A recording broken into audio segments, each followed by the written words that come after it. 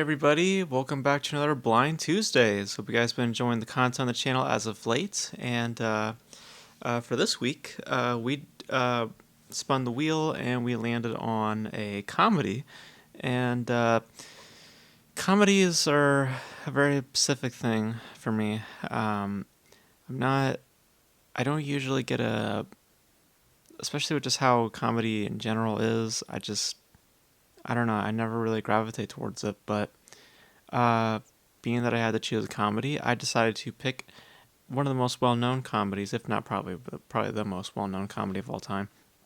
That being Monty Python and the Holy Grail, which was directed by Terry Gilliam and Terry Jones, both in their feature directorial debuts.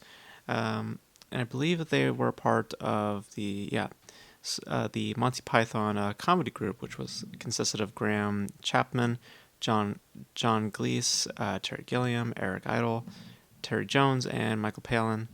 And this, I believe, is the first of those feature collaborations. They would go on to do a couple more features in the Monty Python series.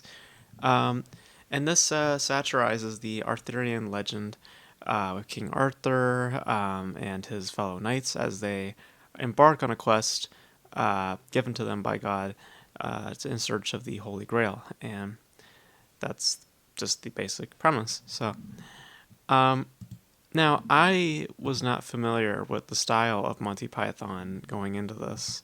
This was like just basically an introduction to the Monty Python group, and what I got out of it was something incredibly absurd. I mean, it's the approach to the comedy, right? It's meant to be an absurdist comedy, in that um, it's taking a string of a narrative, but what's packaged around it is just ludicrous sketches and ludicrous humor, like stuff that just doesn't add up. But that in that there's the comedy, right? That's the whole point of an absurdist like humor, is that the the lack of consistency is the humor. And in knowing that, especially with how the movie opens with these like subtitle text, which actually like got caught me off guard. I was like, "What's happening?" And I kept reading it, and I realized like, "Oh, this is meant to be part of the movie," and I just started laughing, and that kind of set up what was about to come. And what I got from it was something just absurdly funny. I mean, the again, the approach to the humor. You have to understand the humor here is that the humor of the movie stems from the lack of consistency. Like, there's things that just happen all over the place, and if you're willing to accept that, if you're willing to accept that the rules of said world are more or less extremely thin, um, and you just kind of accept that things are going to happen in many forms, what you'll find is a tremendous load of deep detail within such absurdity, and within that a birthing of just continuous laughter. I was just I could not stop laughing just because of how incredibly clever it was. You know, it's it's a bold approach also because the approach also lends itself to being incredibly stupid, because this movie walks a very thin line from being very stupid to being something really clever, and it plays in both parties, and thankfully you're just delighted. I was blown away by how much I was laughing, because comedies I don't really jive with, because there's always a familiarity with how they approach their humor. It's either like but abundantly like obvious. It's like, okay, we know what's gonna happen. We know that this beat's gonna happen. We know this and that. With this, I didn't know what the hell was gonna happen. I did not know what was gonna happen next. I didn't know if another cow was gonna get thrown, or I didn't know if excuse me. I didn't know if if there was going to be another fourth wall break. Like, I had no idea what was going to happen. And the, that's all stems from its writing, which I think is very sharp. It's very nicely shot, and the cinematic landscape, it just plays so much more. It enhances the humor so much more because you're like, it's like it's not made with like if it was made like excuse me, if it was made without the passion, the humor wouldn't work as well. It would start to show the cracks more. So to see them commit to it, because the more serious you are in telling the joke, the more funny it will be, and they commit to that, and within that you have writing that starts to show really great detail and aesthetics that play to the humor while also just standing on their own, being nicely done. Um, and above all else, the editing is just brilliant. Just every time they cut to something, either that being like some random shot over here or this and that, it all goes together, even though it looks like it doesn't. Even if random things are happening, the randomness makes perfect sense once you sit within it. Now, the only thing I will say is that it does bear a little bit of a redundance because once you settle into this mindset, you kind of expect the absurdity to show up every so often. Um, it's hilarious. Don't get me wrong. I mean, when it shows up, it's fucking funny, but it does become a bit redundant at some point. Thankfully, though, that is minor because the jokes just kept on coming.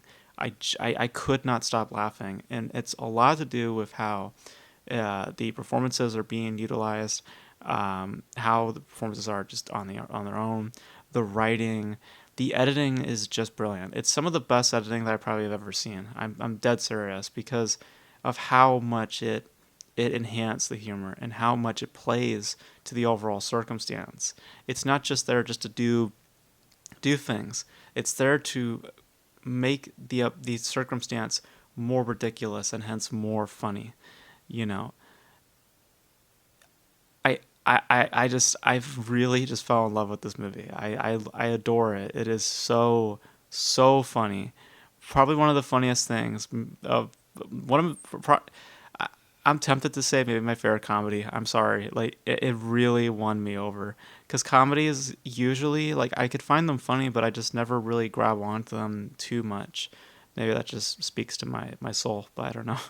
But this like really did it for me. I was just delighted. I could not stop laughing. Every single thing, every sketch was hilarious to me, especially the ones with the guards. I don't know why, but that one just got to me the most. Um, like I'm beaming. I just had a great time with it. If you walk into this movie thinking that it has rules, it does. It's just not making those rules. Uh, it's not letting those rules dictate the movie itself. The rules are that there are really no rules. It's just once you understand that that is how it is, you will find yourself in such. And if you're willing to accept that as the overall, basis, the fact that this world pretty much just does what it wants. Um, if you're allowing for that sort of thing, you will find yourself in such just continuous laughter. And if you're not in that sort of thing, you might find cracks in this. So I can see this being divisive, but for me anyway, it worked so much for me. I could not stop laughing. Um, and it's very clever. It's not dumb humor. Like it's not like when they throw the cows and stuff like that. It's like it's funny because of how it's set up, you know. But they also find moments of real cleverness, especially in the opening. So I as a comedy, it is damn good, and just as a film in of itself, I was just delighted. I just had a really great time, and it is a great mark of editing, in my opinion, because the movie is a would have made it would have been a make or break depending how on the consistency of its editing, and because of how its that editing plays to the circumstance, it makes everything work so well, and you find yourself in such a you find yourself always smiling and always laughing because of how well that technical feature is used, and the writing, the everything around it. Like I love this. I love this, and I'm very tempted to say it's my favorite comedy. I was just laughing so freaking hard watching this thing. So yeah, I freaking loved it. So.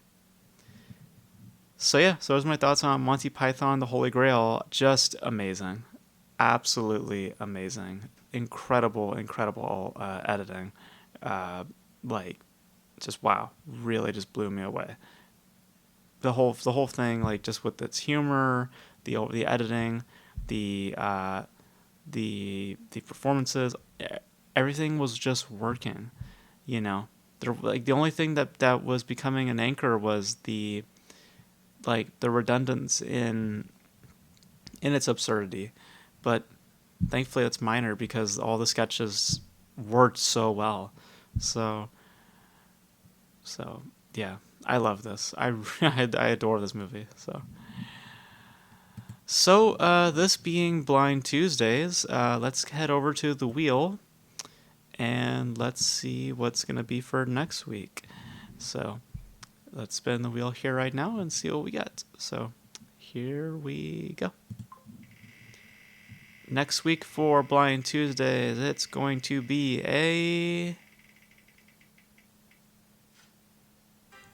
oh shit, a film from the 30s.